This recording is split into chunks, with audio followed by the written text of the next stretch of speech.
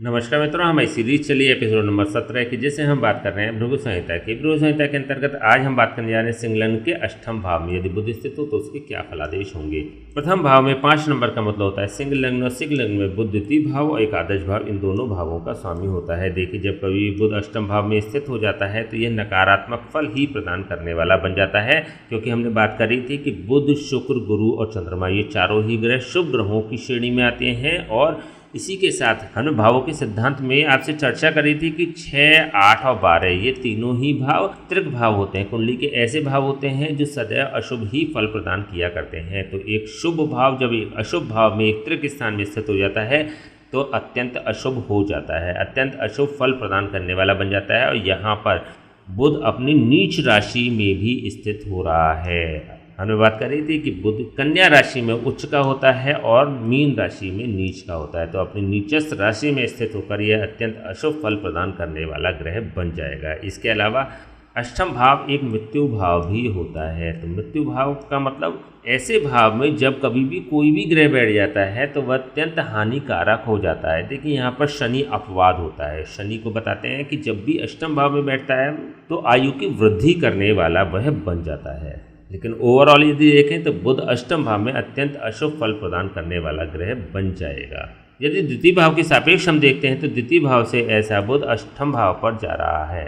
एक मारक भाव का स्वामी एक मृत्यु भाव में स्थित हो रहा है। देखिए, जब हमने लघु पारिषद का अध्ययन किया था तो आपको बताया था कि अष्टम भाव एक मृत्यु स्थान होता है और भावाद भावन नियम के अनुसार अष्टम का अष्टम मतलब तृतीय स्थान भी एक मृत्यु स्थान होता है।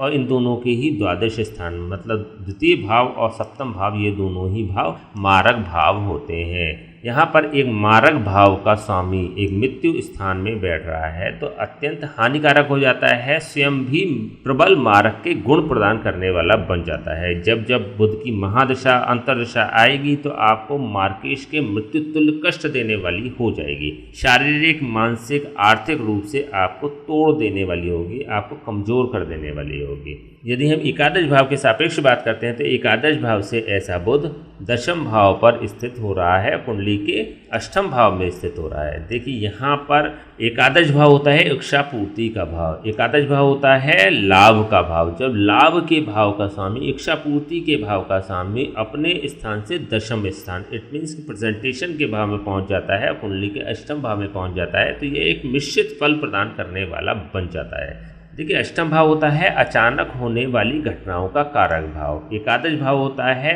लाभ का भाव। जब कभी लाभ के भाव का स्वामी अचानक होने वाली घटनाओं के कारक भाव में स्थित हो जाता है तो व्यक्ति को अचानक लाभान्वित करने वाला बन जाता है, अचानक लाभ प्रदान करने वाला बन जाता है। व्यक्ति के जीवन में अचानक से लाभ होने की घटनाएं बढ़ जाती हैं, या फिर जब भी उसके कोई काम होते हैं, कोई बड़े काम होते हैं तो ऑल ऑफ सडन होते हैं, अनएक्सपेक्टेड होते हैं। अनएक्सपेक्टेड कार्यों के होने को ऐसा बुध दिखाने वाला होता है। देखिए, हमने पहले भी आपसे किसी वीडियो में चर्चा करी थी कि जो अष्टम भाव होता है वह जमीन से निकलने वाले पदार्थों का कारक भाव होता है। जब कभी भी एकादश भाव और अष्टम भाव का संबंध बन जाता है तो कई ग्रंथों में ऐसा भी लिखा हुआ है कि व्यक्ति को गढ़ा हुआ धन भी प्राप्त होता है। देखिए, कल्चर चेंज हो गया है, परिस्थितियाँ चेंज हो गई हैं, समाज चेंज हो गया है, तो ऐसी स्थिति में अब आपको गड़े हुए धन मिलने की संभावना समाप्त सी हो जाती है। लेकिन यहाँ पर एक योग अवश्य बनता है कि आपको अनएक्सपेक्टेड धन प्राप्त होता है, आपने कल्पना नहीं करी है, आपने सोचा नहीं है, आपकी प्लानिंग में नहीं है, वो धन आपको प्राप्त हो जाता है, वो लाभ आपको प्राप्त हो जाता है। तो ऐसी स्थिति में अनएक्सपेक्टेड लाभ को यह दिखाने वाला बन जाता है। तो जीवन में कोई भी ऐसा इंसिडेंट हो सकता है जिसमें कि आपको अचानक ऑल ऑफ सडन कोई धन की स्थिति प्राप्त हो जाए। देखिए, कितना धन प्राप्त होगा यह डिपेंड करता है कि बुध की यहाँ पर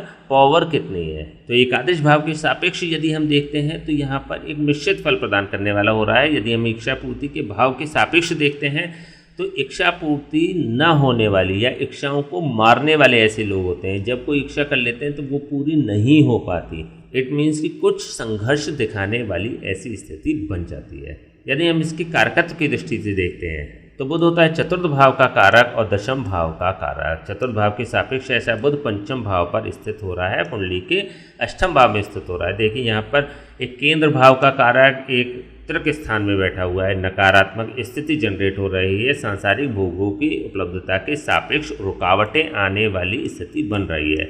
वाहन, भूमि और भवन के निर्माण के समय भी व्यक्ति को रुकावटें प्राप्त होती रहती हैं, अड़चनें आती रहती हैं। जब भी आप मकान खरीदने की प्लानिंग करते हैं, भूमि खरीदने की प्लानिंग करते हैं, वाहन खरीदने की प्लानिंग करते हैं, ना कोई रुकावटें आपके जीवन में आती रहती है, क्योंकि अष्टम भाव रुकावटों का कारक भाव माना जाता है। लेकिन एट द एंड वो चीज़ आपको प्राप्त हो जाएगी, क्योंकि अपने स्थान से यह पंचम स्थान पर बैठ रहा है, प्राप्ति के स्थान पर बैठता है, क्योंकि पंचम भाव होता है पद प्राप्ति का, डेजिग्नेशन का। तो जब चतुर्थ भाव का कारक अष्टम भाव में बैठेगा तो प्राप्ति तो अवश्य करा देगा, लेकिन अत्यंत रुकावटों के साथ प्राप्त कराता है।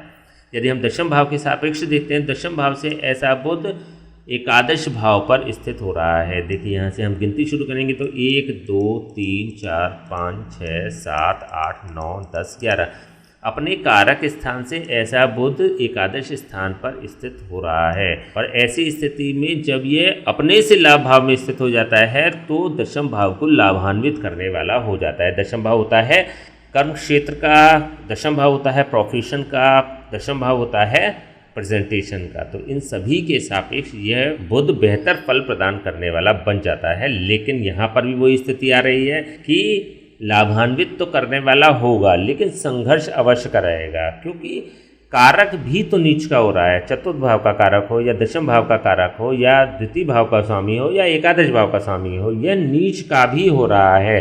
तो विपत्तियां तो अवश्य देगा, परिस्थितियों को नेगेटिव तो अवश्य करेगा, रुकावटें अवश्य लेकर आएगा। पद मान प्रतिष्ठा तो प्राप्त हो जाती है, लेकिन उसको मेंटेन करने के लिए आपको सरवाइव करना पड़ता है, बहुत ज़्यादा मेहनत करनी पड़ती है, बहुत ज़्यादा साधना पड़ता है चीज़ों को, तब जाके आप इसको मेंटेन रख पाते हैं।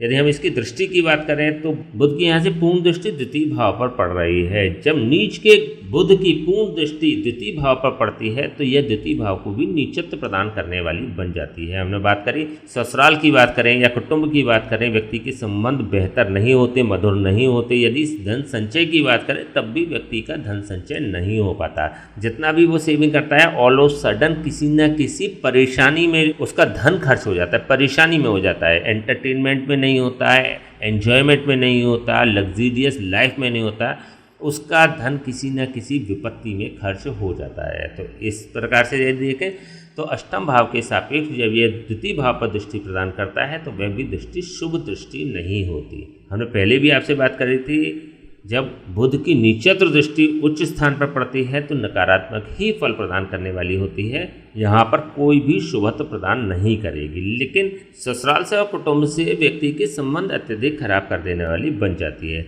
चलिए हम बात कर लेते हैं इसके उपाय, क्या उपाय हो सकते हैं। बुध यहाँ पर अत्यंत नकारात्मक स्थिति को प्राप्त हो चुका है, तो फर्स्ट ऑफ ऑल जो आपको करना है, सबसे पहला उपाय इसके प्रभाव को अष्टम भाव से मूव कराकर लग्न भाव में आपको रिफ्लेक्ट करा देना चाहिए। कैसे करा सकते हैं?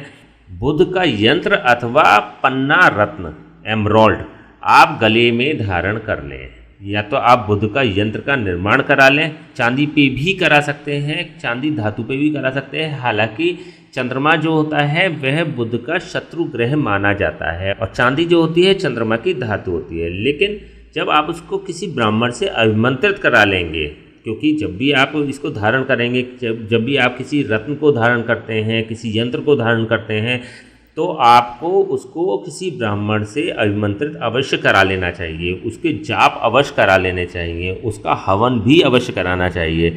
जब आप इसको करा लेते हैं ना तो वह यंत्र बन जाता है।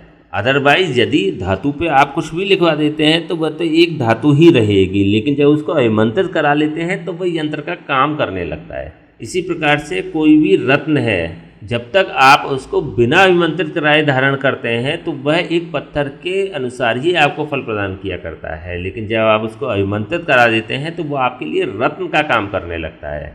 तो इसको किसी न किसी ब्राह्मण से अभिमंत्रित अवश्य आपको करा लेना चाहिए और गले में धारण करना चाहिए। ऐसा करते समय आपको एक पीड़ा अवश्य होगी, क्योंकि यंत्र की जो कीमत है उससे कई गुना, 4 से 5 गुना सेवा आपको ब्राह्मण को प्रदान करनी पड़ती है उसको अभिमंत्रित कराने के लिए। लेकिन जब तक आप अभिमंत्रित नहीं करेंगे तब तक वो वर्क नहीं करेगा।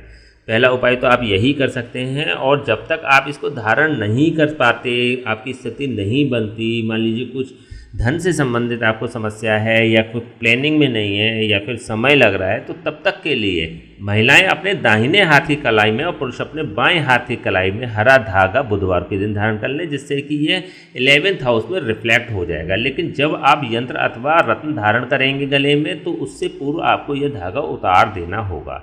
देखिए, बुध की महादशा अथवा अंतरदशा से यदि आप होकर गुजर रहे हैं अथवा रिसेंटली स्टार्ट हुई है, तो आपको यह उपाय तत्काल कर लेने चाहिए, क्योंकि पहले भी हमने बताया था कि बुध एक शीर्षोदय ग्रह होता है। बुध, चंद्रमा और शुक्र ये तीनों ही शीर्षोदय ग्रह होते हैं। ऐसे ग्रह होते हैं जो अपनी भोग दशा के प्रारंभ में ही अपना फल प्रदान कर दिया करते हैं। तो यहाँ पर यदि रिसेंटली दशा स्टार्ट होने वाली है या हो चुकी है, तो आपको तत्काल इसके उपाय कर लेने चाहिए। कुछ भी ना हो तो कम से कम धागा तो अवश्य ही धारण कर लेना चाहिए, जिससे कि इसके अत्यधिक नेगेटिव फल आपको प्राप्त नहीं होंगे। ठीक है, तो चलिए आज हम बात करें सिंह लग्न के अष्टम भाव में यदि बुध स्थित हो तो उसके क्या फलादेश होंगे। नेक्स्ट वीडियो में बात करेंगे सिंह लग्न के नवम भाव में यदि बुध स्थित हो तो उसके क्या फलादेश होंगे। तब तक के लिए हमें आज्ञा दीजिए। नमस्कार।